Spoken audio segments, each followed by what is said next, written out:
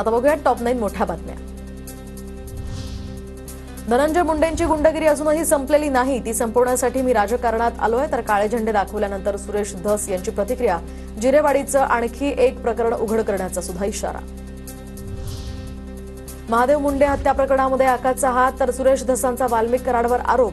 आकाचा हात नसेल, मात्र आकाचा हात नक्की असेल, महादेव मुंडेंच्या कुटुंबियांची भेट घेतल्यानंतर धस यांचा आरोप। गोपीनाथ मुंडेंचं मन फार मोठं होतं, कधीच त्यांची जीभ घसरली नाही, पण गोपीनाथ मुंडेंचा हा वारसा आता पाहायला मिळत नाही। गोपीनाथ गडावर बोलताना सुरेश धसांचा धनंजय मुंडे आणि पंकजा मुंडे यांच्याकडे रोख। आरोग्य मित्र कर्मचारी संघटनेचा संप स्थगित, तर आरोग्यमंत्री डॉक्टर प्रकाश आंबेडकर यांची यशस्वी शिष्टाई। कायदेशीर नोटिसा देऊन आरोग्य मित्रांच्या मागण्यांसाठी आता 18 फेब्रुवारीपासून सुरू करण्यात आला होता संप। सवलतींमुळे जीएसटीवर 640 कोटींचा बोजा, तर 2023 पासून आतापर्यंत 115 कोटी महिलांनी एसटी सवलतीचा लाभ घेतला।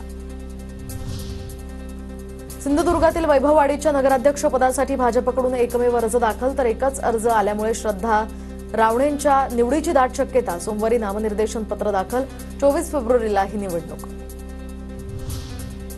बाजार समित्यांची उद्या बाणेरमधील वंटारा भवनात राज्यस्तरीय परिषद, तर उपमुख्यमंत्री अजित पवार यांच्या हस्ते उद्घाटन। परिषदेला जयकुमार रावल, माणिकराव कोकाटे उपस्थित राहणार। छावा सिनेमाचे दिग्दर्शक लक्ष्मण उतेकर यांनी शिर्केंच्या वंशजांची माफी मागितली, तर चित्रपटामध्ये गणोजी शिर्केंबद्दल चुकीची माहिती दाखवल्याचा शिर्केंच्या वंशजांचा आरोप, तर छावा कादंबरीच्या आधारावर चित्रपट बनवल्याचं उतेकरांचं स्पष्टीकरण।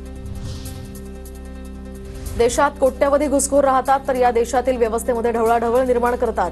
डॉक्टर बाबासाहेब आंबेडकर मराठवाडा विद्यापीठाच्या दीक्षांत समारंभामध्ये देशाचे उपराष्ट्रपती जगदीप धनखड यांचं वक्तव्य।